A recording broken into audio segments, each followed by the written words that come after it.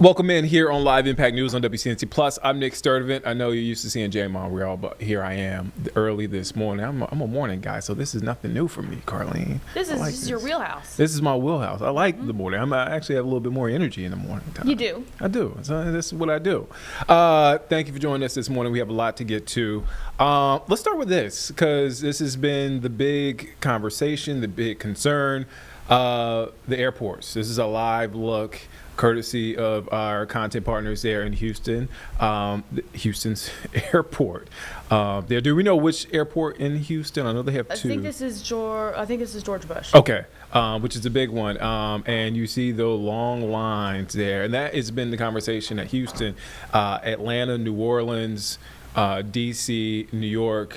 As they have dealt with that, because we're in the middle of a partial government shutdown. TSA agents our Friday would make their second paycheck missed. I was looking at some of the national networks this morning.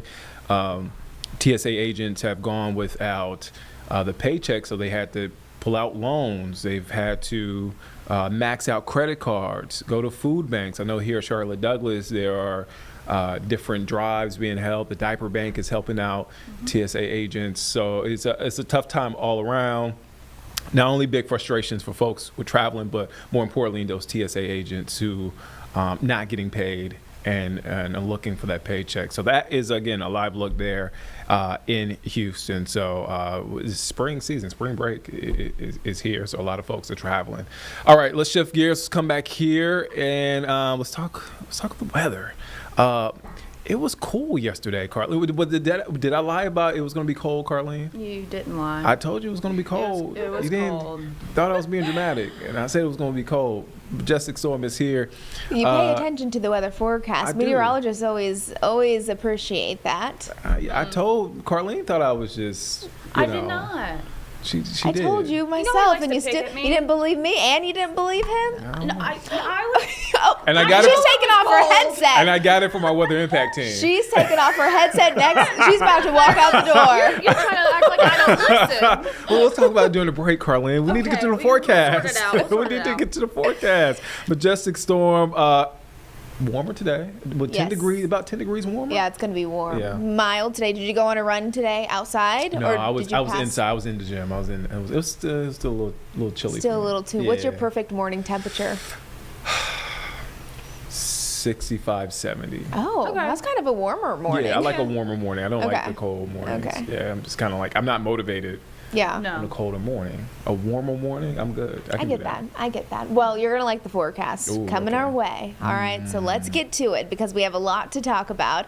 I want to start with just how pretty it is outside. This is coming in live from Lake Norman, where generally we're just looking at a nice mix of sun and clouds. Seeing lots of people out there walking around, starting their day with a little bit of that nice sunshine, maybe walking their pups there. We did have a live camera coming in from Lylesville, but that one's not working for us, so we're just going to move on.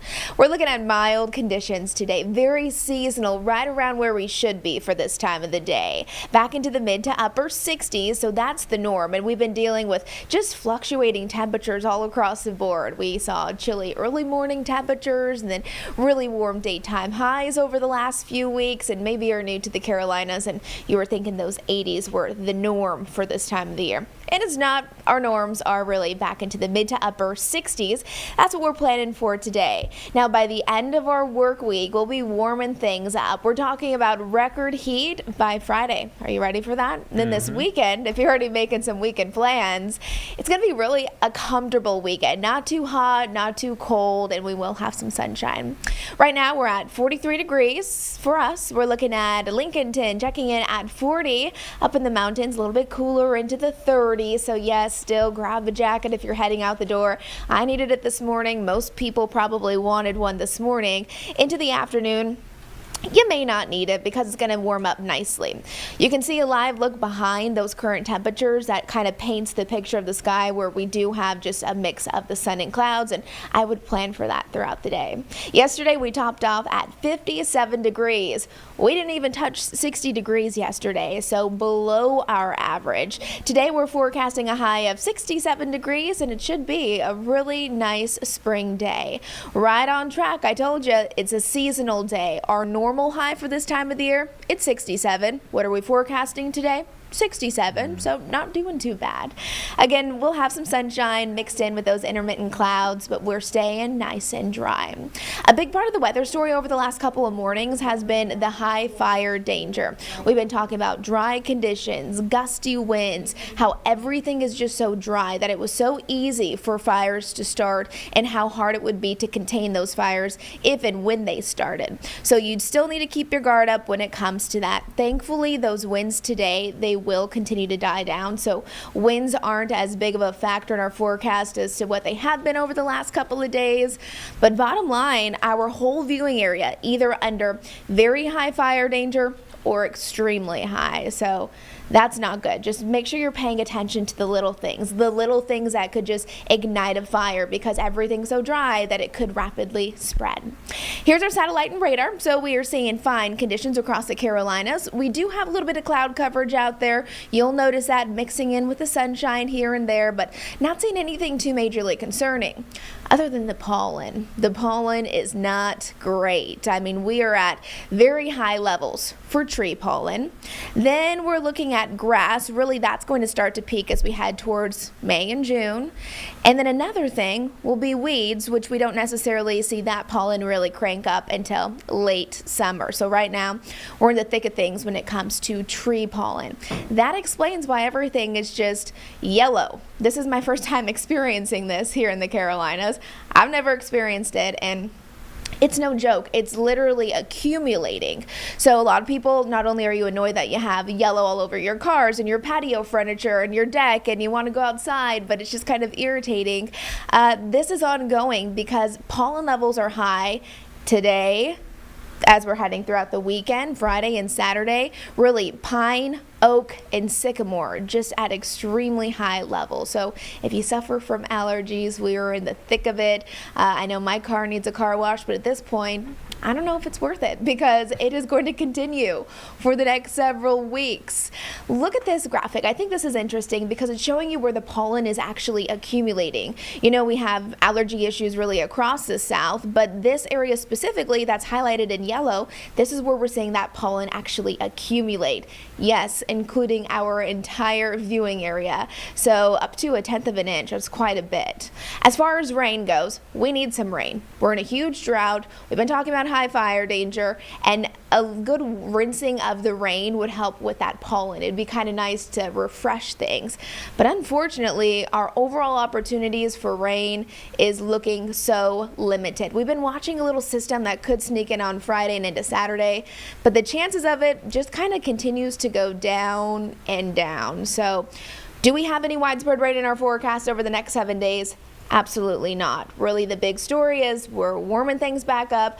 Allergies are annoying, pollen's all over the place, and we're going to be wrapping up the month of March, heading into the first few days of April with above average temperatures. Look at this graphic because the more orange we see, the more likely above average temperatures are going to persist. And it's not just across the South, we're talking across the country. It is going to warm up. So I know many people, you love the warmth. We're in the Carolinas. You're ready to just move on and have more consistent temperatures. We've been having a lot of inconsistencies in March, but April is going to start out with a bang with those warm temperatures.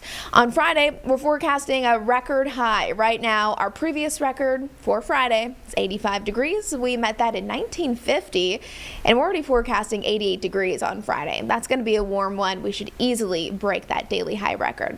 All right, let's get to our Dairy Hunt Supercenter 7-day forecast. Again, seasonal today, right where we should be, 67 degrees. It is going to be nice and pleasant. The winds calm down. We'll just see a good mix of sun and clouds today. So if you want to take that lunch break outside, that'll be fine. If you want to go for a walk, not too bad. Of course, if you have allergies, hopefully to have been taking some allergy medicine. 50 degrees for our overnight lows tonight. So waking up tomorrow morning won't be quite as cold. And then 80 degrees tomorrow. We're back into the 80s tomorrow. We're going to crank up the warmth even more Friday morning. I think that'll be good running temperatures for you, Nick. Friday morning, 63 degrees, 88 by the afternoon. I know people love the warmth, so we're talking it's going to be Friday. We have sunshine, almost 80. That's going to be a nice way to kick off our weekend. Saturday and Sunday, not bad. We'll be waking up to 40s on Saturday, sunny skies. Again, we should have plenty of sunshine all throughout Saturday with low 60s. Sunday morning, I will say, in the morning, 37 degrees. So there could be a little bit of patchy frost out there. So if you're somebody who has gotten too excited, you already did some planting, even though we told you not to do it yet, hopefully you just did that in some pots and you can bring the pots inside or at least cover them. 65 degrees for our high on Sunday, and then next week we're just going to be turning up the heat. Mid 70s on Monday, Tuesday 80s, and it just keeps on getting warmer and warmer as we're nearing Easter weekend. There you go. Oh man, I'm a little disappointed because we don't have rain in the forecast because we need the rain. Yeah. Like Majestic said, there's no need to get a car wash because No. pollen's it's just gonna keep coming On everything. on everything. It's a lot. Everything is Well, it's your yellow. first time experiencing it. I've never so I experienced can't- anything like this in my life. Yeah, I went to the car wash like last week, and now I feel like the biggest clown. You are the best. Thank you, Carlin. Thank you. And thank you, Majestic. All right. Speaking of pollen, let's talk about seasonal allergies because they are kicking a lot of folks' butts because it's tough out here for folks who deal with allergies. My mom being one of them, I saw her yesterday. Oh, man. I got plenty of friends that deal with it. So many people. Dr. Alexander Atkinson, family medicine doctor at Novant Health, is here to join us on Live Impact News to break it all down. Thank you for joining us, Dr. Atkinson. Yes, absolutely. Thanks for having me. Happy to talk about some allergies and pollen. So one of my first questions, how are the symptoms different versus a cold or an infection? Because myself, I might think, oh, I think I maybe having allergies, but it could be maybe a cold or an infection. There's a lot of overlap, and if you have really bad allergies, it certainly can progress into like a sinus infection or other conditions like asthma attacks and things like that. But I think if we really tried to boil it down to simple, a runny nose and itching would be more allergies, and runny nose and body aches or fever would be more like viral, so colds, flus, COVID, things like that. Well, now I got to ask, what's the best treatment plan? What should folks do? Well, treatment, yeah, it's very difficult because it kind of depends on what you're experiencing and what might be triggering it. So right now we're talking about spring allergies, and you guys were talking about kind of the pollen on the cars. And one thing I just want to point out to people is that tends to be the bigger, heavier pollen that kind of settles. So it's not the pollen that's really floating in the air going in your nose. It tends to be the finer pollen that you can't quite see. And so that's why it's important to look at the pollen counts when we look at the forecasts from our meteorologists, because they kind of detect the finer pollen in the air that's actually triggering your allergies. But the treatment program or protocol would be first to avoid and limit your exposure. So that's not going outside when we have extremely high pollen counts if you don't have to. If you can exercise inside in your home or in your gym, that would be better than going out and running, especially if you do suffer from allergies. Not having your window open even though the weather is nice, making sure we're changing our air filters often, dusting flat surfaces, especially ceiling fans, vacuuming often, and changing our bed sheets and washing them with hot water. So I always like to kind of caution and teach my patients that reducing exposure is just as important as the meds that we might be able to take and give you for it. Then the next part would be, okay, well, now I'm suffering from allergies and symptoms. What do I do? Well, there's really kind of three approaches that I like patients to think about and take, and they can pick one to start with and then layer others on, or they can just start with all three. The first being an oral antihistamine. Those are going to be the over-the-counter medications like loratadine, cetirizine, fexofenadine, which would be like Allegra, Claritin, Zyrtec. And then you take those once a day. If you aren't noticing as much effect, you might want to add on something like a nasal inhaled steroid. Those would be things like Flonase and Nasacort that you spray inside your nose. And the steroid in them kind of calms down the mucosa in your nose to keep it from being as reactive to the pollen. And then the final thing I like patients to think about doing is nasal irrigation, which would be like nasal saline mist sprays, sinus rinses, neti pots, and things like that, to kind of go in there, grab that pollen that's stuck in your sinuses and your nose, and then flush it out so that you're not reacting to it as much. One quick question before I get you out of here, and thank you for your time, Dr. Atkinson. There are a lot of folks who are first-time allergy sufferers. Why might allergies start now if someone has never experienced them before? Yeah, that's a good question. And, we get that quite often. I've never had allergies before. I've lived here my whole life, and now all of a sudden I'm having allergies. Or we have people that just moved here and they're like, wow, this is a whole different type of allergy. And really what allergies are is an inappropriate response by your body's immune system to a benign substance like pollen. And so that can be triggered by a new pollen that's out and floating if you're to a new area, or just your immune system this year was like, oh, I feel like I'm reacting to that this year. So it can be kind of random and hard to really nail down for sure. Some really great advice. I know a lot of folks watching this. It's some helpful advice for them, for folks who've been dealing with it for a long time. Folks like Majestic Storm, our meteorologist, who just got here. This is our first spring season here in the Carolinas, so this is new for her. Thank you, Dr. Atkinson, for your time. Again, family medicine doctor at Novant Health. Thank you again for stopping by. Absolutely. Happy to be here. All right, let's take a quick break. We'll be back here in just 2 minutes here on Live Impact News on WCNC Plus.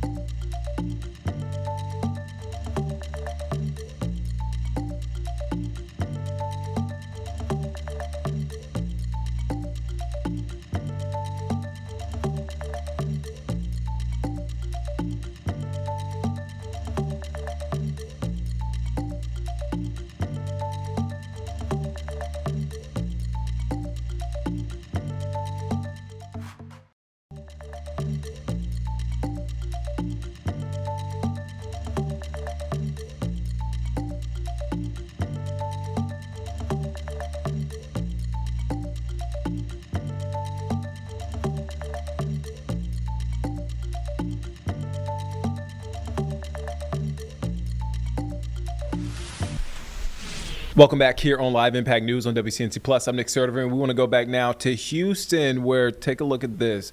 The shot of the lines. There's a live look there in Houston as TSA lines, security checkpoint lines, have continued to be a talker across the country as airports just deal with, one, a lot of folks traveling for spring break, but also we're dealing with a partial government shutdown where funding for DHS is on the table. However, Republicans, Democrats in Congress can't agree on a deal. And there is some movement this morning to end the Department of Homeland Security shutdown. But look, there's still some roadblocks ahead, with some lawmakers in both parties voicing frustrations about the Republican proposal. President Trump hasn't yet given his sign-off, and while Congress works to reopen the department, frustrated travelers and unpaid TSA officers are left suffering the consequences. Here's NBC's Alice Barr with more. This morning, hope to halt the insanity at crowded airports across the country. It is very overwhelming right now. As President Trump signals he's considering a Senate Republican plan to fund the Department of Homeland Security and restore TSA worker pay. We're going to take a good hard look at it. I want to support Republicans. The two-step proposal would fund all of DHS except for immigration enforcement under ICE, which Democrats are refusing to put more money into without major reforms. They have repeatedly sought to fund TSA and other agencies while negotiations continue. Republicans have rejected it every time.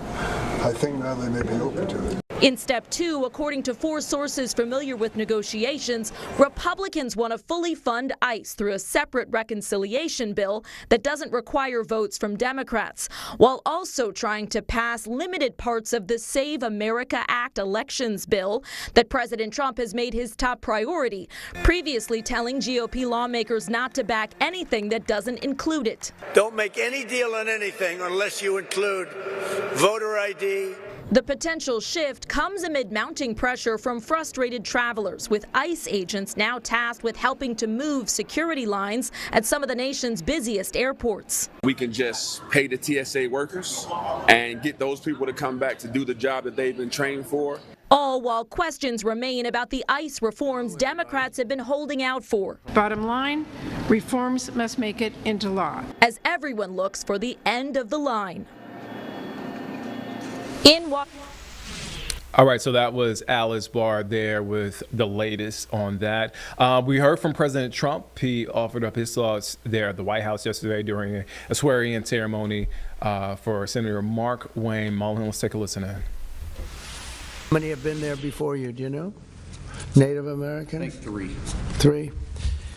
Well, you're a fantastic representative. Mark Wayne has also been a fantastic advocate for our cherished tribal communities. He's now the first member of the Cherokee Nation ever to serve as a member of the cabinet. I didn't know all these things. I would have picked him faster if I had known. I would have made a quicker decision. Prior to his career in public service, Mark Wayne had a very successful career in business, leaving school at age 20 after his father got sick, taking over his family business and turning it into a multi-million-dollar success story. He's a very successful guy. Mark Wayne has also a career as an MMA fighter. That's why I looked at his ears and I said, I'm not going to fight with him. You can tell a lot about a person by their ears, right? During which he went totally undefeated. He was undefeated during his career, and he's been inducted into the Oklahoma Wrestling Hall of Fame. And the family is made of fantastic wrestlers, especially that guy right there. That's my favorite guy, huh?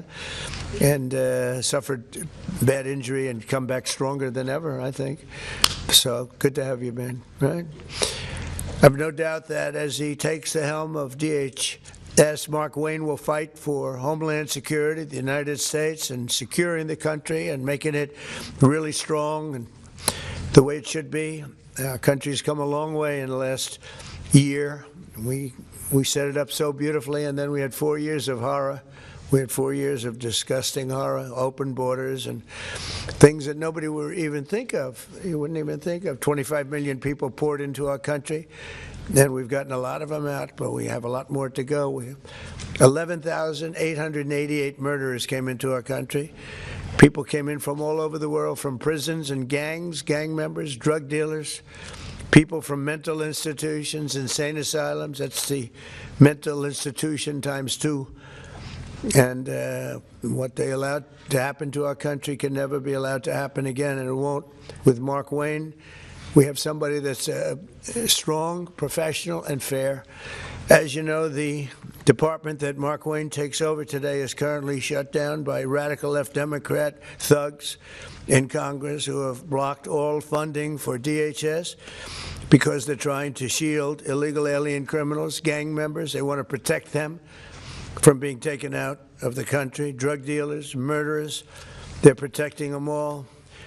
I don't know how people can vote for these people. You know, I see the midterms are close. I don't know what close means, but I don't know how people can vote for them. You take a look, men, they want men to be able to play in women's sports. They want transgender for everybody. Terrible, but that's the way it is. They don't want to give voter ID. They don't want voter ID for elections. They don't want proof of citizenship for elections. And then they get to vote. And they do cheat, but I don't know, it's hard to believe they can cheat that much. Just in the past few days, we've seen the horrifying consequences of Democrats' deadly open border extremism. They want open borders, and they want to open the borders again if they have their chance, because they think they're going to get votes by doing that. On Thursday, a precious 18-year-old college student named Sheridan Gorman was shot and killed while she was walking in a park. She was just walking in the park, didn't do anything. The illegal alien monster charged with Sheridan's brutal murder had come illegally from Venezuela and been released into our country by Sleepy Joe Biden, the worst president in the history of our country. And I don't say that because I think he's fine, he's okay. I don't like him, dislike him. I talk about job performance. That's all I care about, job performance. Worst president in history. And Obama wasn't far behind, by the way. But he was then arrested and released again by Democrat governor, a real slob of a governor, J.B. Pritzker, in the sanctuary city of Chicago, which we could make safe in 2 months, I would say. 2 months if we sent in the group, Tom, right? 2 months would be good. 3 months, very good. 4 or 5 months, it would be great. But they would never call because they don't want to do that. All they have to do is call and ask for a little help. The Democrats in Congress do not care how much American blood they shed in their demented pursuit of open borders. From Sheridan Gorman to Jocelyn Nungary and Laken Riley, their quest to flood our country with illegal aliens has left countless American victims in its wake. They never changed. They see what's happening. They never change. That's what they want. They want to get the votes. With sanctuary and sanctuary cities going at levels that they are, and we've ended a lot. We've done a lot. But for some reason, they love it. It's a sanctuary. You know, sanctuary cities are sanctuary for, it's really a sanctuary for criminals. With Secretary Mullen at DHS, we will continue our record-setting efforts to deport these illegal alien criminals from our country, and we are doing at record levels despite a very unfair court system, a radicalized left court system, and others that I'm not too fond of also. And we'll protect innocent American lives. Every single illegal migrant who is a criminal record must be deported immediately. If they have a criminal record, you got to deport them. And there's a lot that came in under Biden. And Kamala, the great border czar, Kamala, who never went to the border, never called Border Patrol, never once called Border Patrol. Can you imagine that, Jim? She's the border czar. She never called Border Patrol. Explain that to me. He's the worst. She was as bad as he was. Going to give him IQ tests next week. Under the Trump administration, we've achieved unprecedented gains. All right, so that is President Donald Trump from yesterday at the swearing-in ceremony for Senator Mark Wayne Mullen. Let's head to break. We'll be back here in just 2 minutes here on Live Impact News on WCNC Plus.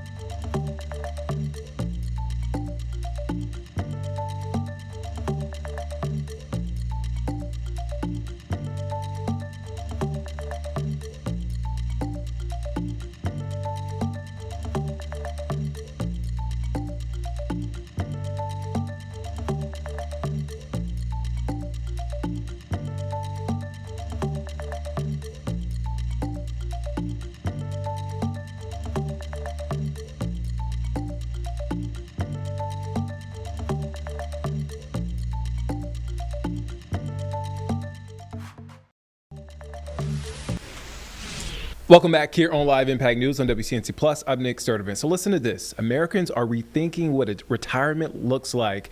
A new Fidelity study finds more than 70% expect to retire on their own terms, with many opting for a flexible transition instead of fully stepping away from work. So what does this new retirement playbook look like, and how can you start planning for it now? Joining us now to discuss it all, Rita Ossoff, Vice President of Retirement Offerings at Fidelity Investments. Thank you for joining us, Ms. Rita. Thanks for having me. First question. So how are Americans reimagining how retirement is defined? Well, our study found that Americans aren't just redefining what it means to retire, but are embracing a different approach to retiring. So instead of a hard stop in their career, more people are designing that flexible next chapter. And that can look like phasing down work, turning a passion into a small business, or even just finding a part-time job to help make for that gradual transition into full retirement. And in fact, nearly 70% of Americans say they're considering a non-traditional path like this. And 72% tell us they feel confident that they'll be able to retire on their own terms, in part because of this phased approach and because they have a plan to reach their retirement goals. So paint the picture for us. What does a phased approach actually look like? So retiring doesn't mean your day-to-day expenses go away. So a phased approach allows you to begin drawing less from your savings than you would if you were fully retired. And that gradual transition into full retirement is key for some people. This can be simply asking your employer about working fewer hours. Some people try freelancing or contract work. Some people just find a part-time job that they enjoy that's completely different than what their 9-to-5 job was when they were in their working life. And this helps them with the income they need to gradually transition to full retirement. So the goal is a smooth path. You keep your purpose and some level of income. And it allows you to then work while you're lining up your essentials for retirement. An example, how will retirement work? Your healthcare work, how will your income sources come together? And when will it make sense for you to step away? I know a lot of folks are watching this on the edge of their seats because they are constantly thinking about retirement, the future. And one of the questions, what's causing Americans to adopt this new perspective?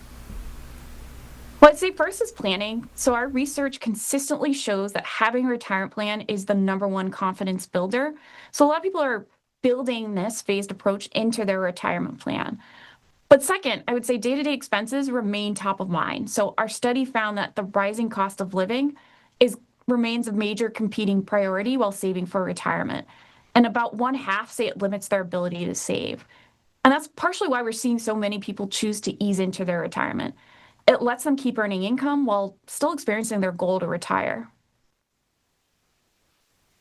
One last question before I get you out of here, Rita. Where can folks go to get more help when it comes to planning for retirement? Well, for more resources, you can visit fidelity.com/retirement planning. All right, simple as that. Rita Ossoff, Vice President of Retirement Offerings at Fidelity Investments, with a great breakdown there. Rita, thank you for your time. Thanks for having me. All right, let's head to break. We'll be back here in just 2 minutes here on Live Impact News on WCNC Plus.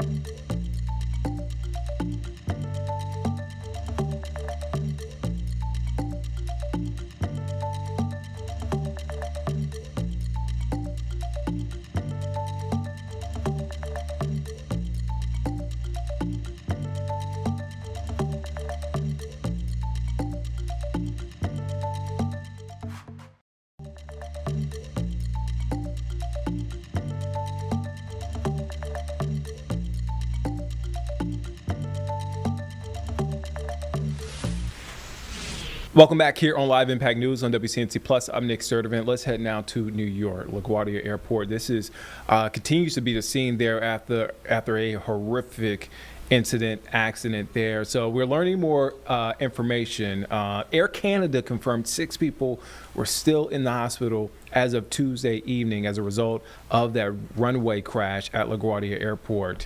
The NTSB is looking into why there were no warning leading up to the deadly crash here.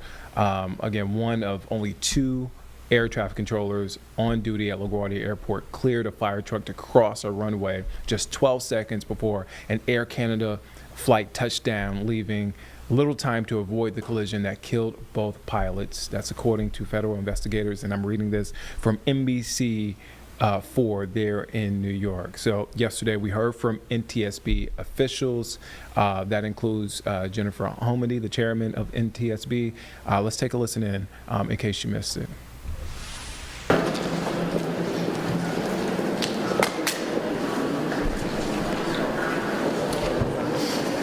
All right, good afternoon. Again, I'm Jennifer Homendy, and I'm chairwoman of the National Transportation Safety Board, or NTSB.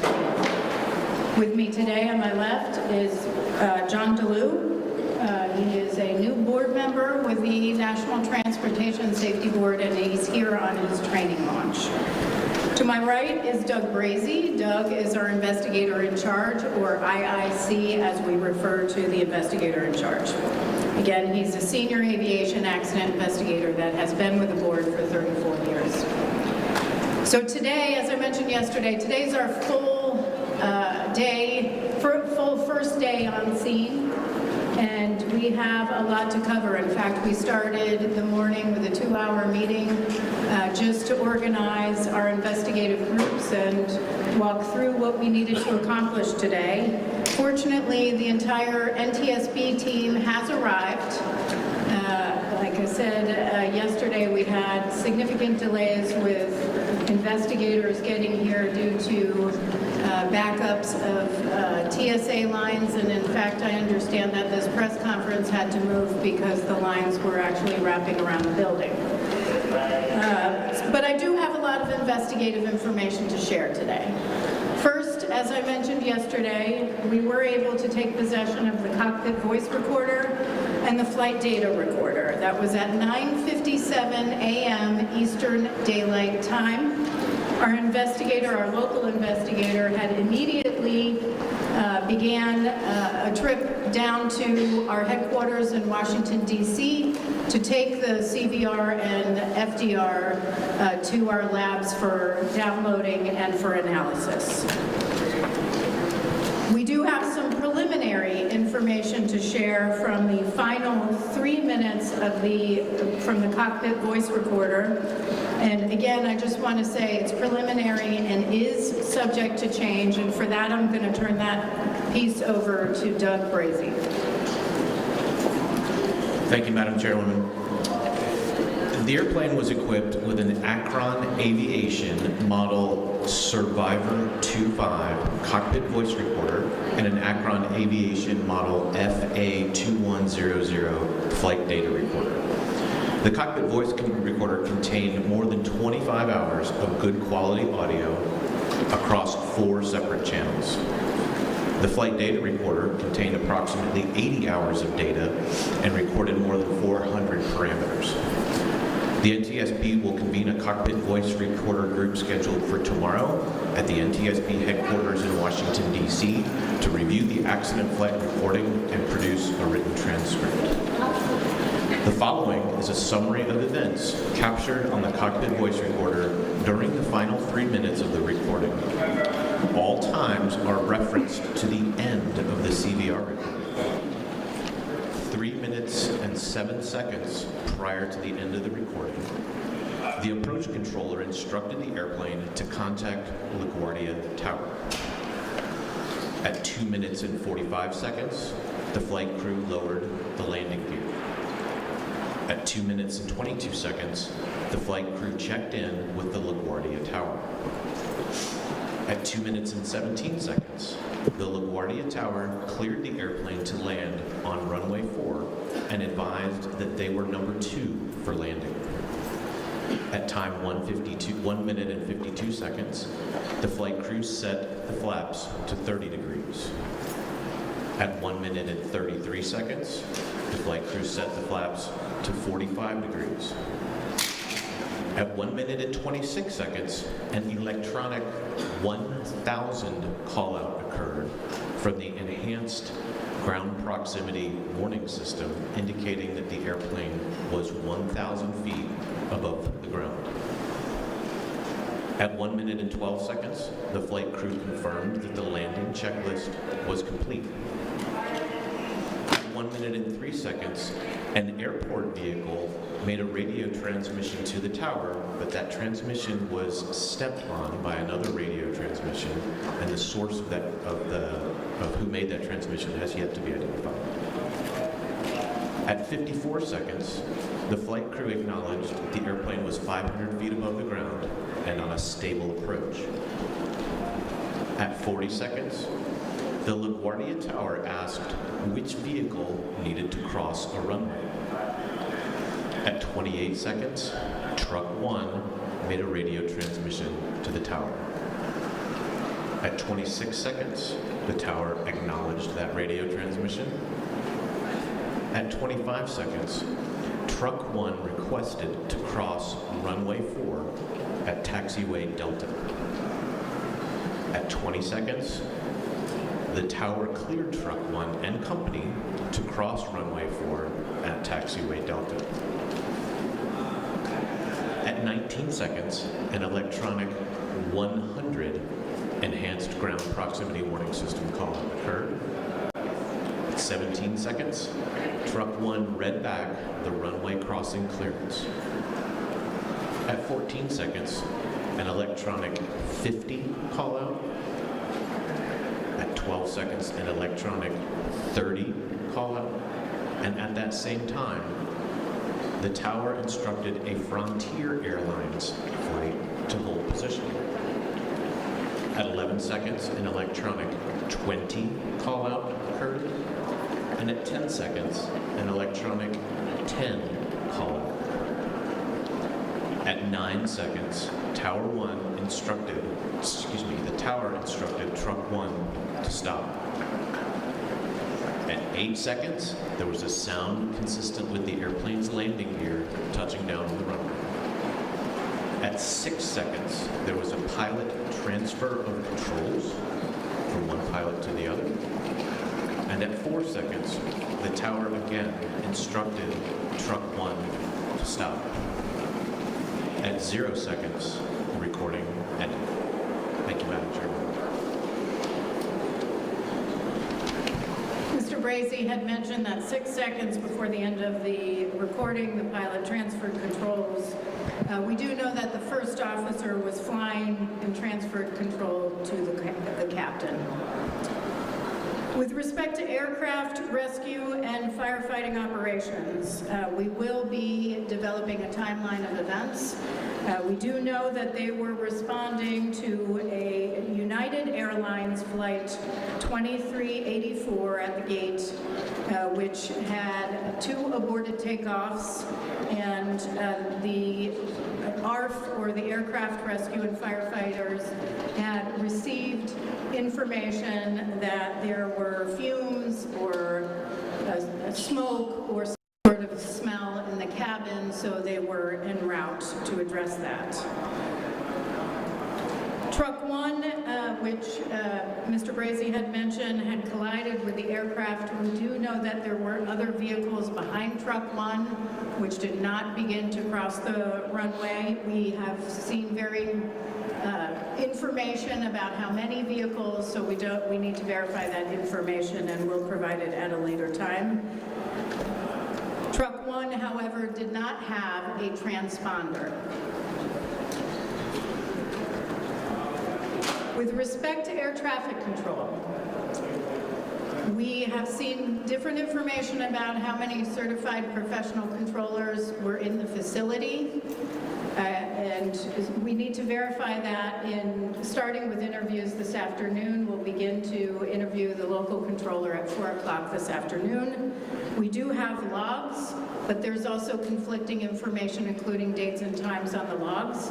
So now we have to go through that and rectify some of those inconsistencies. We do, however, know that there were 2 people in the cab, 2 people in the tower cab at the time of collision, the local controller and the controller in charge. Again, local controller and controller in charge.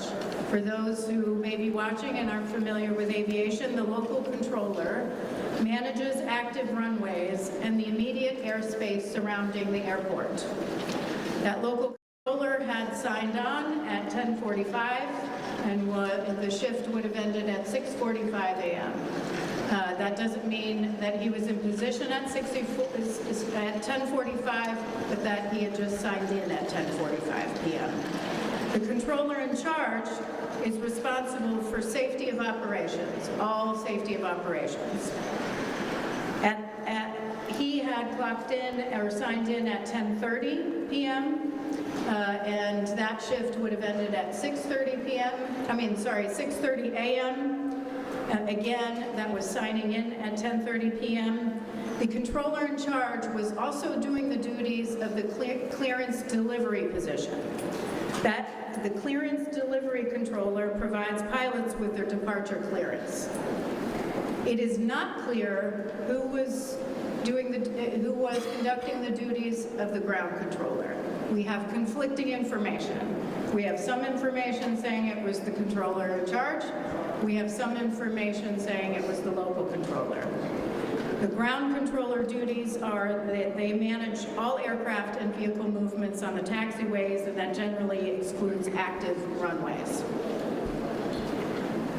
So these 2 positions were combined into 2 positions. And what we do know is that that is in the standard operating procedures for LaGuardia. It's for the midnight shift. It's also common practice across the national airspace where you would have 2 controllers in the tower cab during the midnight shift.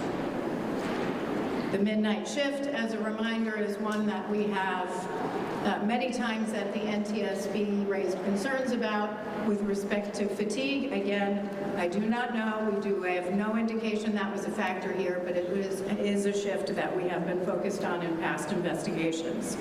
Now, we also know, as I had mentioned yesterday, that LaGuardia has ASDX. ASDX is a runway safety system which allows air traffic controllers to track surface movement of aircraft and vehicles. Yesterday I mentioned that we requested from FAA the ASD replay of the event. That is a replay of the display of information that would have been available in the tower cab. We also asked the tech center for the analysis of ASD. Their analysis shows that the ASDX system did not alert. The analysis, and I'm going to quote the analysis here. I will repeat it a second time.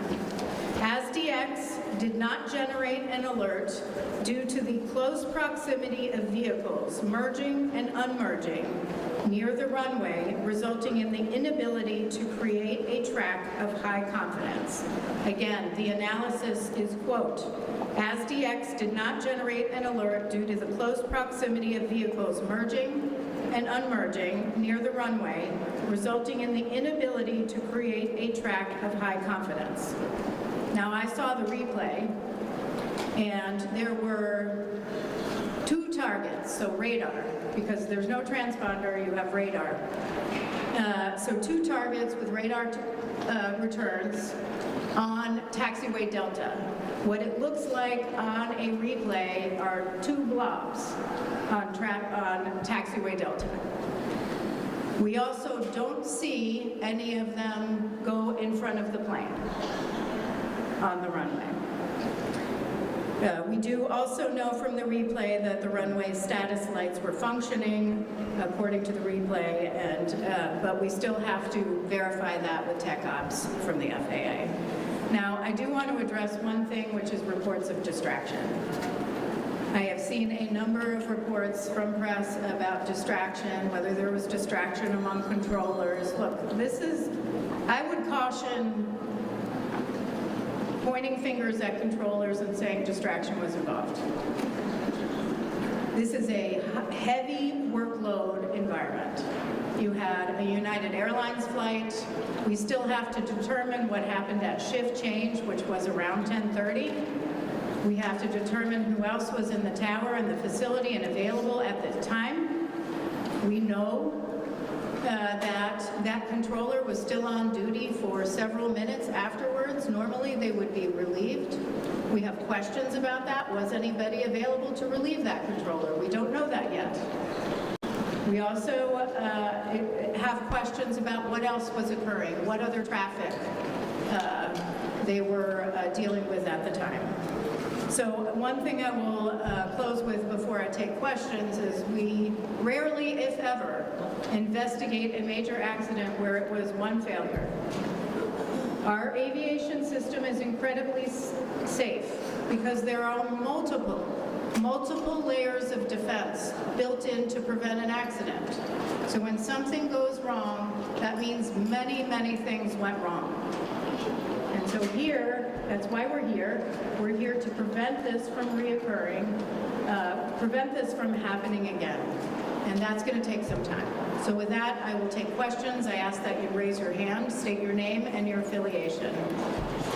On the team with CNN, given the fact that combining control positions has been a factor in previous incidents that you've investigated, including the DCA video collision, what would you say now that you know positions were combined in the control tower cabin on Sunday night? Is that a safe practice? And does it make you upset that the positions were combined? So there's a little bit of a difference. The question is on combining positions, because we saw the combining of positions in the mid-air collision that occurred near Ronald Reagan Washington National Airport about a year ago. Our understanding right now, and again, this is preliminary and subject to change, our understanding is that in the DCA midair, there were procedures followed, a list like traffic volume, staffing available, training, workload that was considered in order to combine positions like the helicopter position, the local control position in DCA. In this situation for the midnight shift, it is standard operating procedure that they only have two on duty, and those two perform the duties of other controllers. That is our understanding right now. However, we're going to further dig into that as part of our investigation. Certainly, I can tell you that our air traffic control team has stated this is a problem, that this is a concern for them for years, that they have had this concern for quite a long time. I can understand it's a concern, especially if there's a heavy workload. As the X did not work, and during the near collisions of 2023, you repeatedly said that SDF should be at more airports and it could prevent collisions. How upset does it make you that it's clear that it did not work in this scenario? Well, the question... When there's typically less traffic at an airport, the reason I ask it is around this time, late at night on a Sunday night at LaGuardia, there's still lots of arrivals. To that degree, does that raise questions about the protocol and staffing here at this airport? Well, so the question is about the shift, and are we just concerned about that shift in the past, or would there be other shifts? And does it make sense to have two controllers in the cab with such a busy airport, and this be sort of standard operating procedures and common practice across the national airspace? I think I restated it accurately and have now forgotten what you asked me. But on your standard operating procedure, on the standard operating procedures, look, LaGuardia is 900 flights, I believe, per day.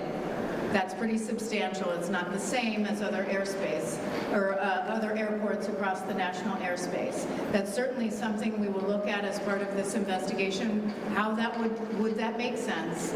You know, why would that make sense at LaGuardia? We will, that is part of our analysis in this investigation. And what was the other one? Well, just as so on the mid-shift, we have identified the mid-shift generally as concern in other investigations, largely due to fatigue, because it spans that time frame at your circadian low during the day when you're most fatigued. Madam Chair. Chairwoman, Yes. Mariela Soldado from Univision, NMAS Univision. Thank you for taking my question. We're talking about one of the biggest airports. So Secretary Duffy said that it's well equipped, well staffed. But when I hear you speak about the many responsibilities that these agents are having. All right, so that is NTSB Chairwoman Jennifer Homendy speaking yesterday to the press following that collision there at LaGuardia Airport there. All right, so let's come back out and let's take a quick break. We'll be back here in just 2 minutes here on Live Impact News on WCNC Plus.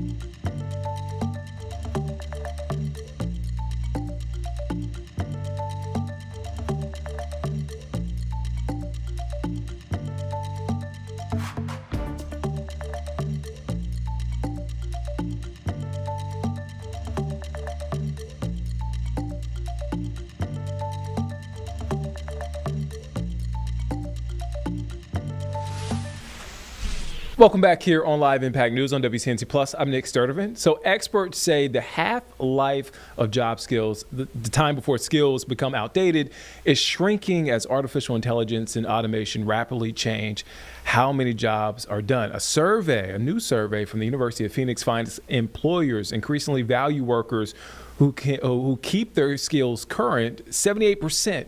And this is interesting. 78% of hiring leaders say employees with online educational credentials stand out because they bring skills aligned with today's workplace technologies and tools. Very interesting stuff. We have Dr. John Woods here on Live Impact News, Provost, Chief Academic Officer, and Founding Director of the University of Phoenix Career Institute, to help us navigate through all of this information. Dr. Woods, thank you for joining us. Good morning. Thanks for having me on. First question for you, Dr. Woods. What does the half-life of job skills really mean for workers today?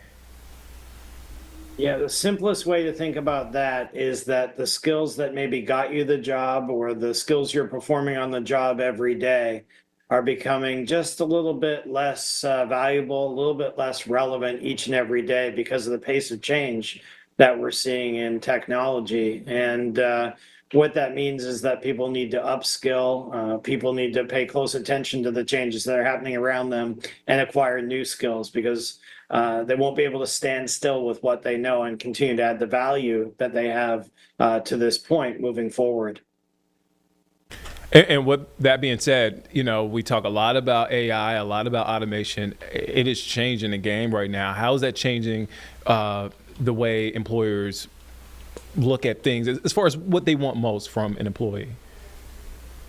Yeah, people think about AI and automation as having an impact mostly in technical fields, in technical jobs, but it's really having an impact in all kinds of different things in terms of workflows, collaboration tools, even in not so technical realms.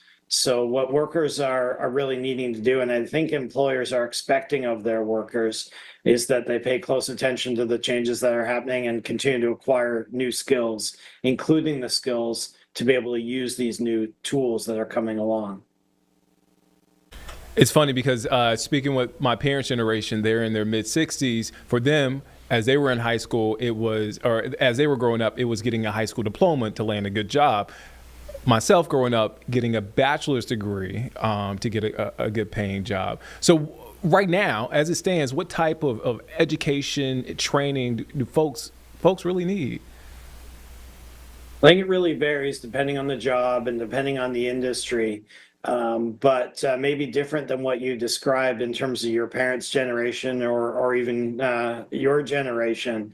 I think what we're seeing is that learning can't just be a one and done, that the pace of change is so rapid that the expectation should be that it might not always be going to college, but that learning can't stop, so that you're going to need to pay attention to what's happening in the workplace and really embrace the idea of constant adaptation, constant learning.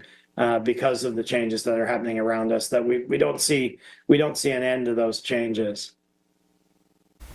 Dr. Woods, you sort of alluded to it, but what is one step, if folks listening right now today, what's one step they can do to protect their career? Yeah, I think employers would really, really appreciate that employees took one particular step, which is see something that is changing their particular job or their particular industry and go learn that skill right away so they can add value instantly. And I think what employers are saying is that skill will be important, but the signal it sends that someone is willing and able to change, to adapt, to learn, to grow, that's something they're looking for regardless of what the skill is that they learn. So that sends a message of someone who's really able to manage change. Dr. John Woods, Provost, Chief Academic Officer, and Founding Director of the University of Phoenix Career Institute. Thank you for this, and thank you for helping us navigate through all of this. Thanks, Nick. Enjoyed chatting with you today. Same here. Let's take a quick break. We'll be back here in just 2 minutes here on Live Impact News on WCNC Plus.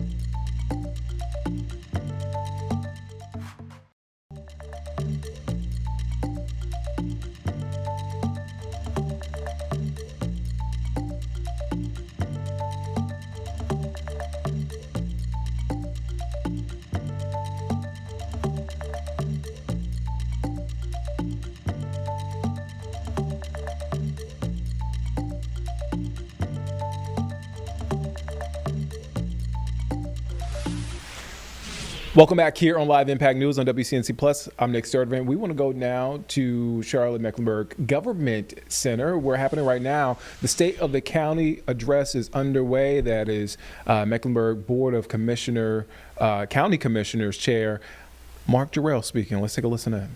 Bit to say about Commissioner Dunlap because he has had a tremendous service record. He has over 30 years of public service, and his work continues to be crucial to the work of the board. And congratulations are actually in order for our Chair Emeritus as he prepares to ascend to the presidency of the National Association of Counties.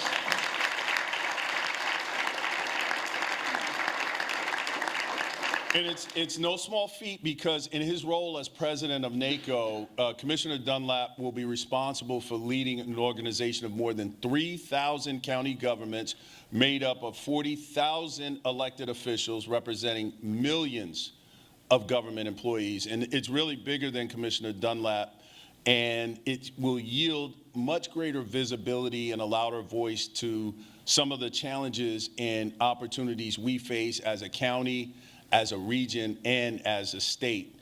And his role in NACO continues to, it's already produced for our community. This December, NACO will be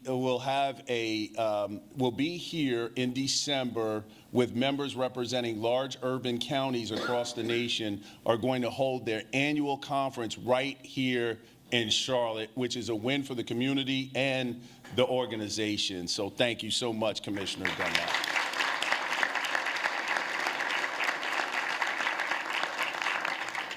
And I'd just like to say, as you all know, all of our board members are just incredible public servants, and I am beyond grateful to be able to serve with this exceptional group of men and women. And speaking of women, Mecklenburg County owes a great deal of gratitude to the women of this organization and community. We know you're the driving force behind the transformative work that we do, and there are no words that I could actually speak from this lectern that can accurately capture the impact of your contribution. So I'm just going to put it this way. Happy Women's History Month to the amazing women of Mecklenburg County.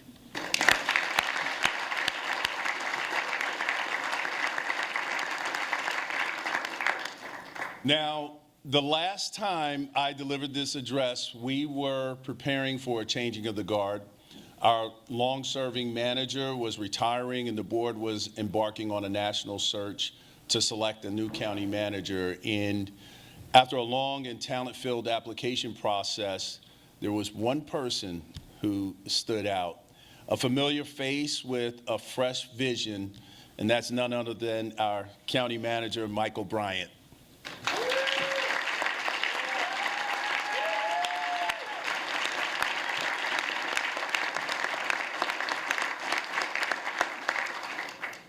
Now, to say that Mike has hit the ground running is really an understatement.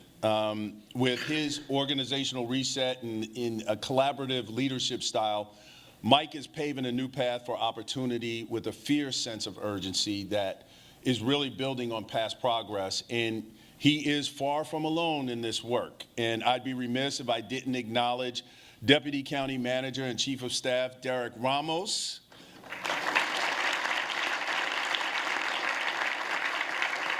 Deputy County Manager Dr. Leslie Johnson, along with new members of his executive team, Deputy County Managers Michelle Atreed and Dr. Kim Campbell.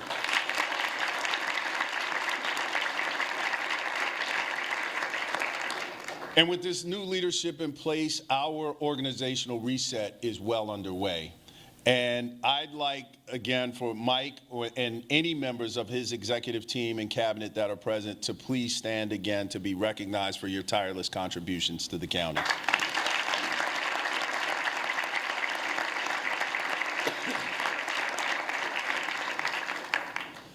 Now, while the Board of County Commissioners might be the face of the organization, it's a dedicated team of public servants that keep our work seamless.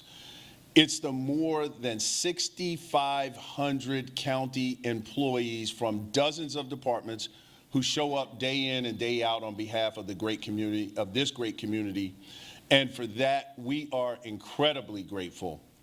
I'd be remiss if I didn't also acknowledge our partners and elected officials at the state and federal level, as well as our colleagues from Charlotte-Mecklenburg Schools, the City of Charlotte, and the towns of Cornelius, Davidson, Huntersville, Matthews, Mint Hill, and Pineville. And at this time, I'm going to ask any of those partners that I just mentioned to please stand and be recognized.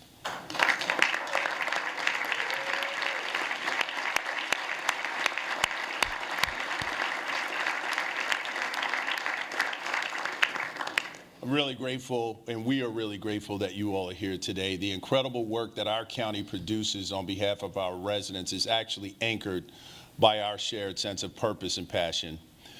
And purpose and passion that was certainly put to the test over the last year. And as a community over the past year, we actually encountered some challenges. We faced uncertainty, we faced pressure, we faced moments that tested our fabric and commitment to each other. We dealt with the historic federal government shutdown that disrupted benefits for thousands of our vulnerable households. We grappled with the deployment of United States Customs and Border Patrol agents in our community. There were ongoing threats to our equity work, public safety concerns that came with a congressional field hearing and placed a national spotlight on our community. Not to mention, we also dealt with tough conversations as we worked towards approving the 2025 transit tax referendum. In short, this community experienced a lot. But with that being said, what I saw resilience. I saw people come together. I saw a community that refused to back down. And through it all, we kept going. We kept delivering, we kept showing up, because that's who we are. Our challenges were more than a flashpoint. They actually strengthened our resolve. And it's important, before I talk about numbers, before I get into programs or progress, I really want to anchor us in purpose. Because if you don't understand why we do this work, you really won't understand anything else I say today. It's important for you to understand that we don't do this work for titles, we don't do it for recognition, and we certainly don't do it because it's easy. We do this work because we know right now someone from our towns in the north or towns in the south, someone in the city of Charlotte, some resident in our unincorporated area is counting on each and every one of us. Somewhere right now in this county, there is a child that needs to know that they matter.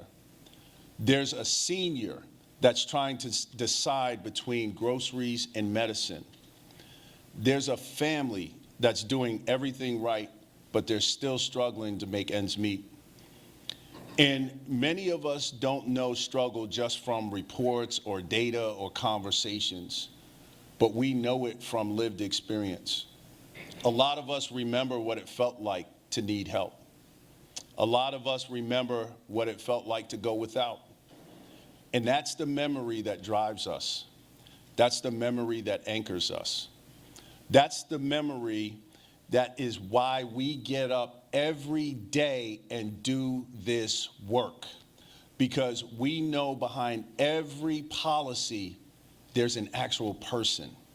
We know that every budget line is a life. And our responsibility is to make sure that life has a pathway forward. Everything we do, whether it's education, workforce, to health access, it all connects to whether someone in Mecklenburg County has a real opportunity to move forward in life as we continue to grow. We know right now, every day, more than 80 people choose to make Mecklenburg County their new home. And based on the current migration rate, in 10 years, we're projected to add 200,000 people to this very community. But we know our growth is not simply tied to population. Earlier this year, we learned our region was ranked second in the nation for job growth last year. We added nearly 38,000 jobs and yielding ground only to New York. So when you think about it, this coupled with our growth projections tells us two irrefutable facts. First, we're a community of opportunities, and we have to stand in the gap to ensure that those opportunities are evenly dispersed.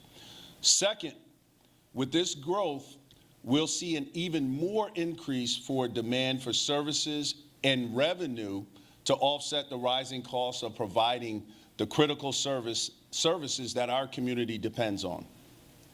The truth of the matter is that Mecklenburg County will not be able to sustain it alone. Since the last time I made this address, our community has scored a series of economic victories. We added thousands of jobs this past year. We brought in new companies. We've expanded opportunities. Since July, we announced 7 new economic development projects that will invest more than $390 million in our local economy, resulting in more than 3,600 new jobs in this community.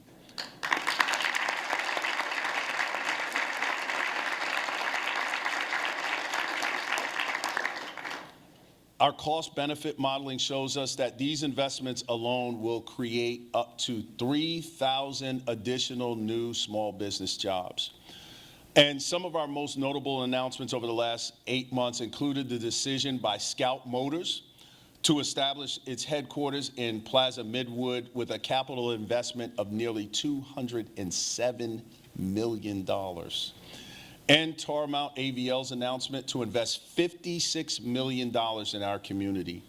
These 2 projects alone will bring in a combined net gain of more than 1,500 positions by 2030.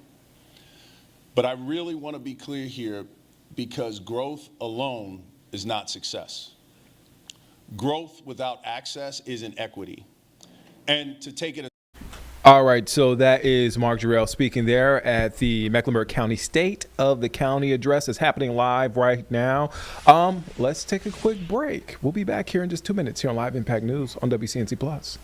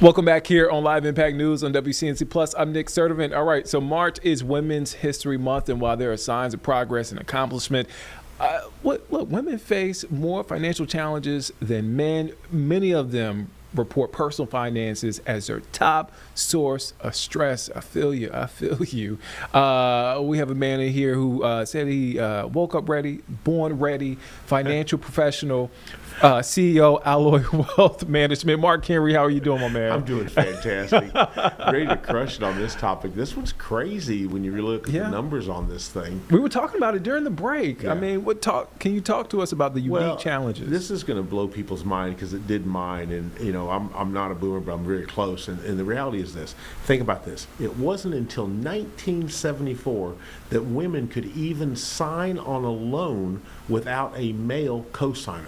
This is craziness. Yeah. Could you imagine if they wanted to go purchase something, they had to find a man to sign with them? Nope. This is the dumbest thing I've ever heard. Not in my day. Not in this day. Right. And you say 1970, that's not that long ago. No. And so what we find is that women, especially when it comes to financial matters, they face a series of unique challenges. A lot of times, they haven't made as much money as their male counterparts. Even today, with all the advances we've made, it's still about 85 cents on the dollar, 83, depends on what study you look at. Yeah. Wow. It's not okay. No. It shouldn't be that way. But it is. That is the facts. That is what the studies tell us. So you say, well, what other challenges? Well, they live longer.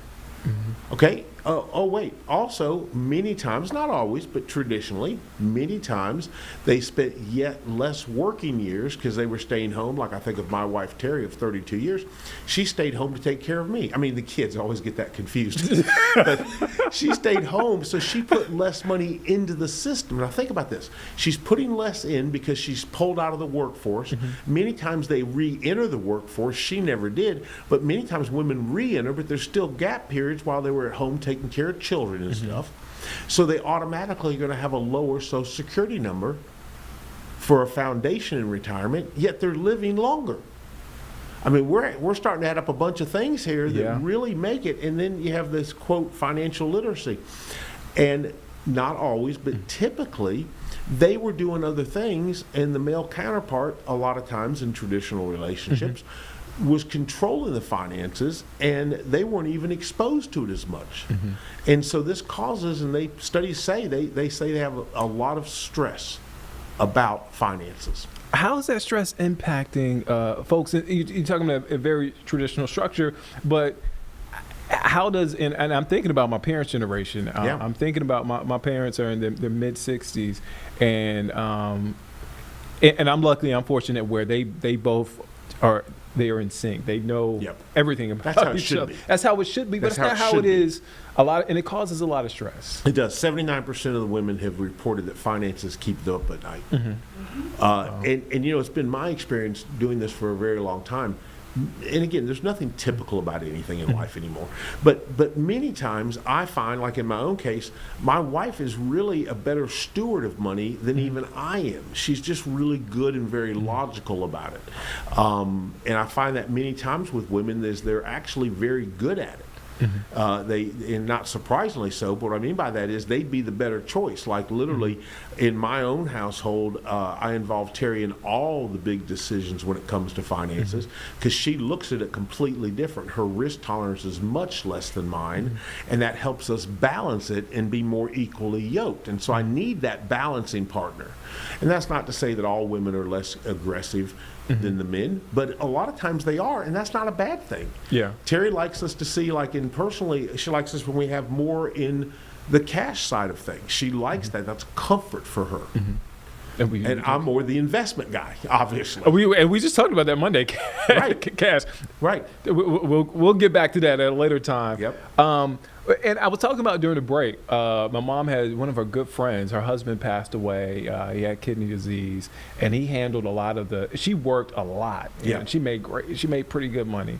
But he handled the bills, he knew everything. And I remember when he passed away, she was just like, I don't know It's just sad. I don't That's know. not how it's supposed to be.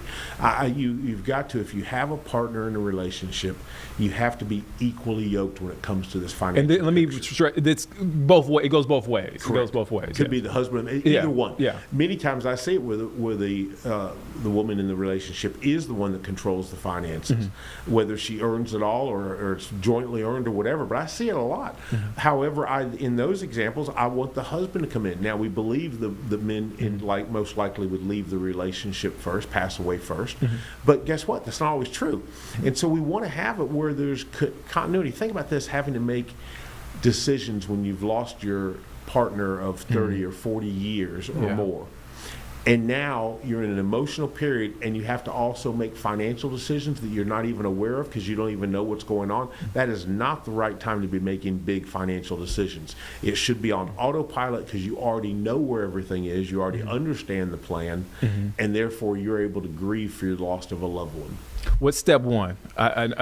For couples Yeah. that they don't even have to be boomers. They could be somebody in their 30s, 20s, 40s, Yeah, whatever. Anybody. And again, this is really not just for women. This is for men or anybody. The first step is knowing where the money's going. Yeah. You start with an emergency fund. People always talk about, hey, we got to pay off the debt. We have to pay off the debt. Yeah, I agree with that. Certain debt, especially high interest credit cards and stuff, but not before the emergency fund. Yeah. But even before the emergency fund comes, where's the money going? Where's it go? Chick-fil-A. Right, where does it go? Let's figure it out. And I don't mean you have to. I love Dave Ramsey. We don't have to go account for every receipt. That's old school. I'm not going to do it. But we can look at our checking accounts and see where the money's going. Not because we wrote checks, because it was ATMs, it was debits, the credit cards. Get them all out and let's see where the money's going first and what could be eliminated to create more cash flow in the house. Then let's make sure we have a 3 to 6 months or so emergency fund. Then we tackle debt. I know there's somebody at home. They're going to say, "Mark, that's so good advice. Man, it's easier said than done, Mark." It is easier said than done, and that's true. And I know For you all get of that us. a lot. No, it's true. Yeah, it's yeah. true. Here's what I'll say though: if you want to live like no one else, Yeah. you're going to have to start living like no one else. Yeah. So there's things that others don't want to do, you're actually going to have to do it. And you'll find it becomes exciting. I love loud budgeting, which is when a female tells her friends, maybe she's single, she's telling her friends or a male or a couple, and you say, look, we're going to do this in 26. We're going to get completely out of debt, or we're going to make a big attempt. We're finally going to pay off the student loans, whatever it is you're trying to accomplish. So you tell people about it. You tell your friends that are going to support you and help you, and you tell a few of the haters, the ones that don't want you to succeed. Because you got to hold yourself accountable. Remember, when you tell them by December 31st you're going to have this done, well, December 31st is going to get here, and you've either done it or you didn't. And that's hard. And that's a message to those haters. No, but seriously, man, great advice. Carlene, do you have anything? I would be remiss if I didn't ask you any. I know we talked about with boomers for one. Is there any financial kind of challenges that sway towards women like my age? In their Yeah, 30s? so, well, it is, there is certainly, because a lot of times, and I see this a lot, the expectation is different, and it shouldn't be. And what I mean by that is they see themselves differently because they think society does. And the reality is, what I mean by that is this. You should, the young generation, absolutely anything you want to do, you can do. And it's not because of the color of skin, because of your gender, or anything else. It's simply your decision that you're going to do this. And that's where it starts, with this belief that you refuse to lose. Oh, it's going to be harder in this company. I'm in this business where it's male dominated or whatever. Okay, great. Doesn't matter. You can still win. Will it be harder? Most likely. Doesn't matter. You refuse to lose. So if you've set out a challenge that you're going to pay off your student debt by the time you're 28, by the time you're 30, great. Then that's what you're going to do. Regardless of what others do. Don't let anyone tell you what you're going to accomplish. Man, he's really born ready. Dropping bars. He's really born ready. He woke up ready. Love doing this. That's our friend Mark Henry, Alloy Wealth Management, man, always dropping some gems. Thank you for stopping by. Thank you for having me as on always. He competes with me as far as dressing. We'll get back to that at some One point. day. One day. He's edging me out right now, so I got to step it up. I like picking on Mark. Thank you. Thank you again. Let's take a quick break. We'll be back here in just 2 minutes here on Live Impact News on WCNC Plus.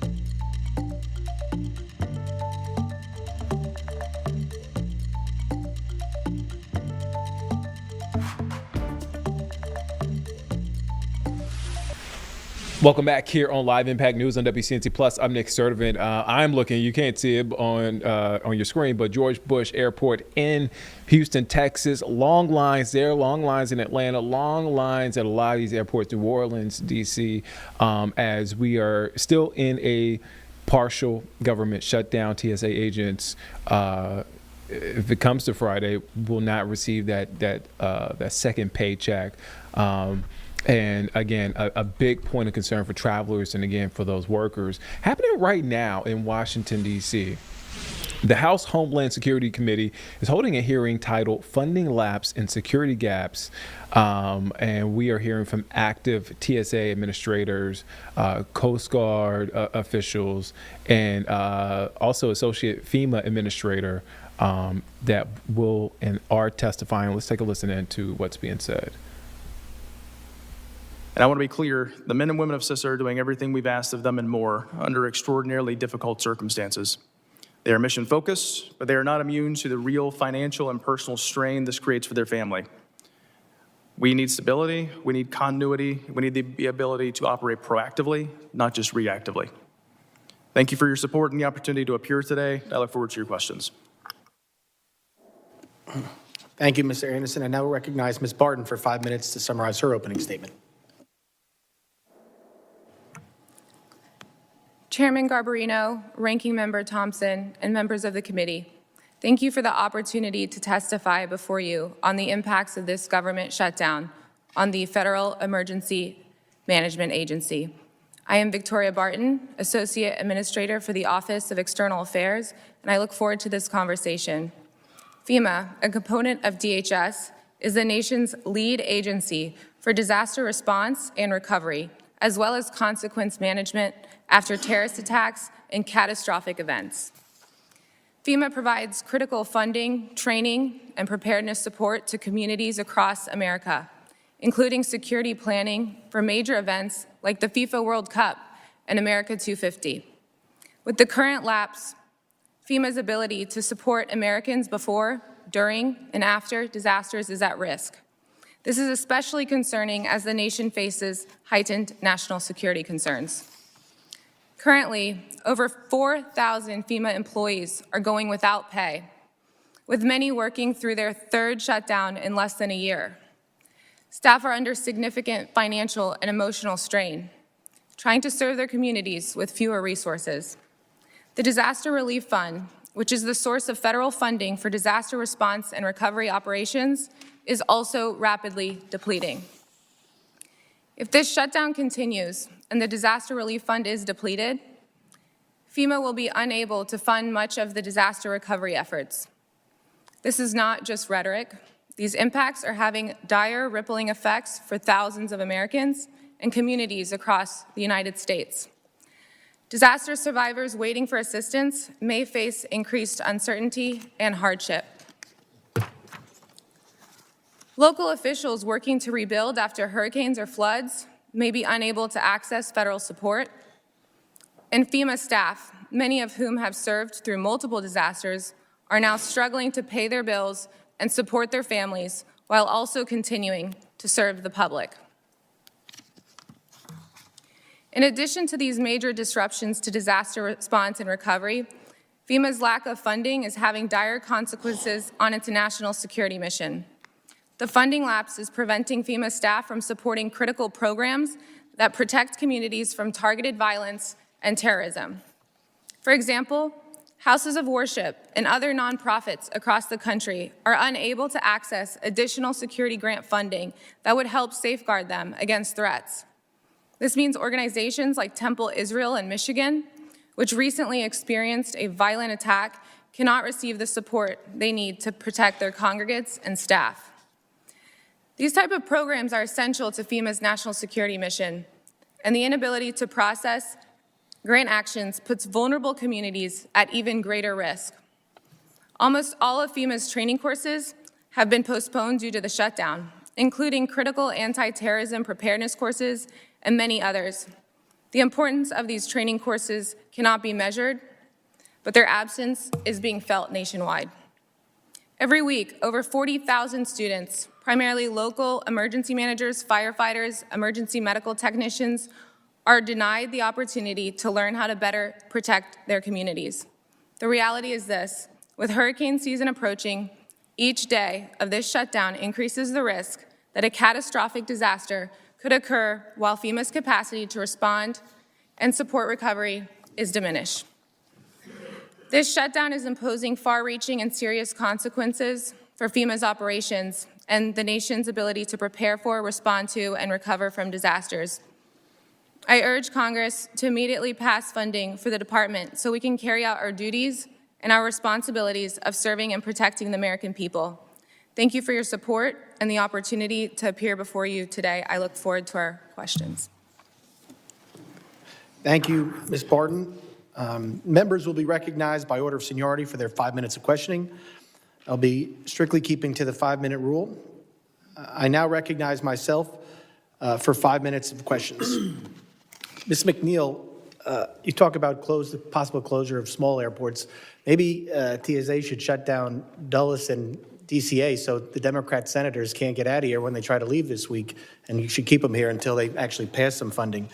I want to bring up, you talked about the loss. I talked about a number, you talked about a number, how many TSOs you've lost, but something you said definitely scared me. The onboarding of new TSOs, you said they will not be trained properly enough to work on the lines in time for FIFA. Is that right? Chairman, that is correct. It takes a TSO 4 to 6 months to be fully certified in all functions to operate a checkpoint. And so at this point, if we bring on any new TSOs, those folks will not be deployed in time by FIFA. And so we are watching our attrition rates very closely to make sure that, if we see any spikes, we'll have to pivot and assess how we are going to staff the FIFA locations adequately. So that scares me that, it's a 4 to 6 month delay of getting new people on the line from new hires. So every day we lose someone, we can't replace them for at least, and if they get hired the same day, we can't replace the person we lost for 6 months, 4 to 6 months. That is definitely very scary. Acting Director Anderson, you mentioned 56% of your workforce is furloughed, and the rest are working without pay. Can you help the American people understand what is not getting done right now at CISA that should be getting done? Thank you, Mr. Chairman. There's a variety of assessments that CISA completes day to day, whether that's working with the private sector or it's working with our state and local partners or across the federal ecosystem. It's an exceedingly dynamic threat environment, as you know, both in the cybersecurity landscape and in the physical security landscape. So even a reduced capacity within these essential functions presents a real opportunity for our adversaries to be able to take advantage of that gap in capability. So, I mean, I've been on this committee since I first got to Congress in 2021. We have talked repeatedly about how Iran has been one of our biggest cybersecurity adversaries. They attack us millions of times a day.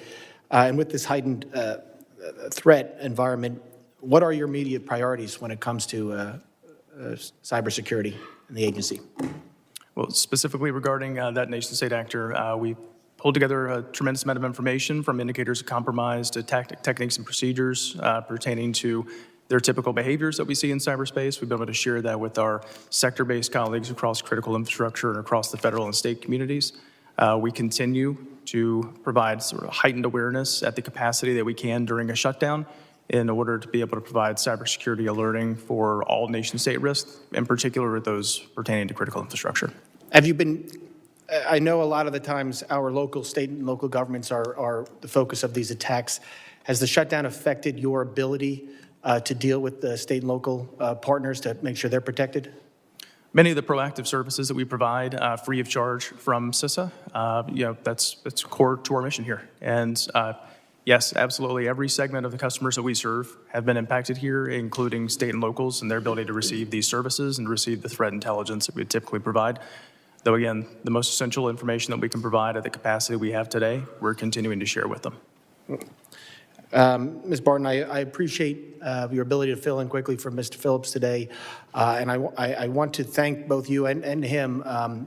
Even during the shutdown, we've been working with your team, both you and Mr. Phillips, to try to get a lot of the grants that FEMA manages, the security grants, the nonprofit, all of them, old money that's owed out or prepared to go out the door for when the shutdown ends. So I do appreciate, even though you're all in the middle of the shutdown, you're still working towards getting those things done for when the shutdown. All right, let's come back out here and let's take a quick break. We'll be back here in just 2 minutes here on Live Impact News on WCNC Plus.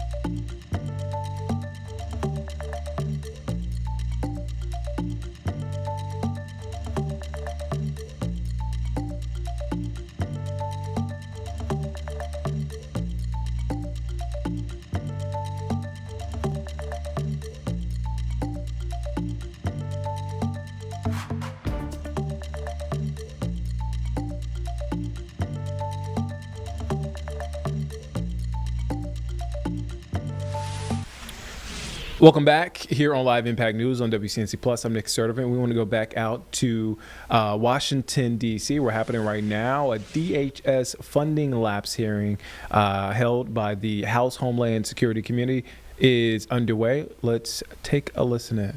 Delayed in approving the contracts versus states where the leadership was Republican. As far as North Carolina, I had the pleasure to meet with Governor Stein when he was in Washington, D.C. He came to FEMA. We had an excellent meeting. That same week, we were able to announce hazard mitigation funds as well as public assistance. As far as other governors, I know over this last weekend, there was flash flooding occurring in Hawaii. I understand that our leadership was in close communication with Governor Green. And so that's really our focus. My priority every day is ensuring that the people who are being impacted. So if I told you that 89% of disaster declarations from Republican-led states were approved versus 23% from Democratic states have been approved. Have you seen those statistics? I did get a peek at the data that was provided, that assessment on how they came to that number. I don't know that their methodology was very sound, given it's been a span of many years, and disasters vary by year and geographical location and the type of impact that happens. So, but you have seen the report I'm referring to? I've seen it. I think it was like a Politico article. Yeah. So you've seen it? I'm aware of what they report. Okay. Well, thank you. Mr. Anderson, how many vacancies do you have at CISA right now? Approximately 1,000, Ranking Member. How long have those vacancies existed? I think there's a variety of sources of the attrition, so I couldn't give you a specific point in time. You know, we have a continued flow of people out the door, in particular as we continue to see the impacts of the shutdown and the uncertainty that creates for employees. Before the shutdown, how many vacancies did you have? I'd have to go back and get you a specific number for before the shutdown, sir. Please get it. Please get it to me, because I think you had that many. How are you feeling them at this point? Well, I think at this point, sir, the greatest focus for me is the impact on the employees that are serving the mission right now. You know, and the choices that they're having to make every single day between continuing to serve their nation or continuing to be able to pay their bills and take care of their families. I yield back. Gentleman yields back. I now recognize the gentleman from Texas, former chairman of this committee, Mr. McCall, for 5 minutes of questions. Thank you, Mr. Chairman. We're here today because at a time when our nation is facing heightened threats, Democrats have shut down the Department of Homeland Security. DHS was created in the aftermath of September 11th attacks to protect and secure the homeland. Shutting it down is national security malpractice, and it's shameful. We've already seen 4 ISIS-inspired attacks on our homeland in recent weeks, including one in my hometown of Austin, where 3 innocent people were killed at the hands of a terrorist. And this week, the Iranian regime said it plans to attack parks, recreational areas, and tourist sites around the world, as America 250 celebrations will be held at all those sites. The shutdown must end. And I was disappointed to hear Senate Democrats rejected yet another good faith offer from Republicans that contained many of their requests.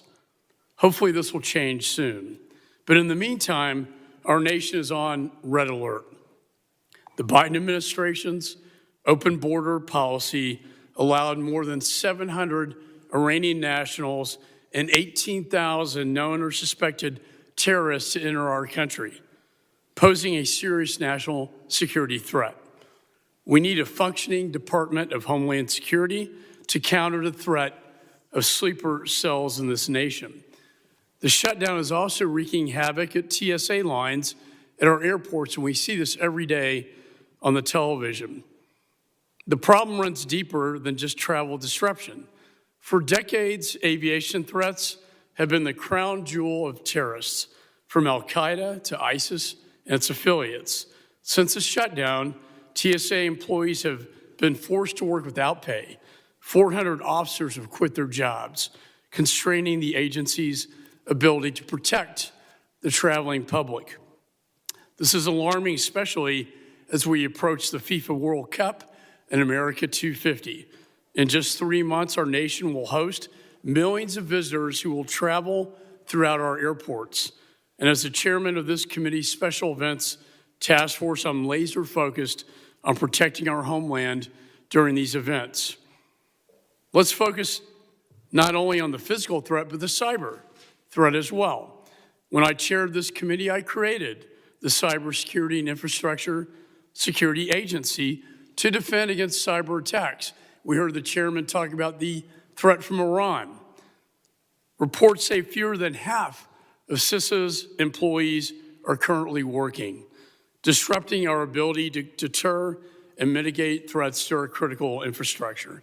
Lastly, I know that many FEMA grants are not being dispersed because of the shutdown. I helped secure the nonprofit security grant program. These provide security to houses of worship, which are coming under attack far too often. Just a couple weeks ago, an ISIS-inspired terrorist watched the Temple Israel synagogue in Michigan and then attacked them in a terrorist attack. We need these grants out now. I'm hopeful that we will also reauthorize the DHS mission to counter weapons of mass destruction. It remains not authorized today, and I think poses a serious threat. In the remainder of time that I have, there's so many issues to cover, but I want to talk about TSA, CISA, and these grants. To TSA, you have the operations center I've been to many times that monitor traffic across the world globally and aviation threats globally. Can you tell me what impact the shutdown is having on that? And Mr. Anderson, if you could tell me about CISA's, without these employees not being able to connect the dots and share it with the private sector, what impact that is having. Ms. Barton, can you tell me about the lack of funding to protect particularly Jewish synagogues across this nation, as we know the Iran threat is real inside the United States and our homeland? Ms. McNeil. Thank you, Congressman. Our operations center is up and running, and we're doing everything that we can during this time to maintain a strong security posture, especially during this heightened threat environment. Our officers are doing a tremendous job showing up every day at work and screening the traveling public. All right, so that is the DHS funding lapse hearing held by the House Homeland Security Committee that's happening right now as we speak in Washington, D.C. Let me come back out here. Thank you for joining us this morning here on Live Impact News on WCNC Plus. A packed morning. Stay with us here on WCNC Plus.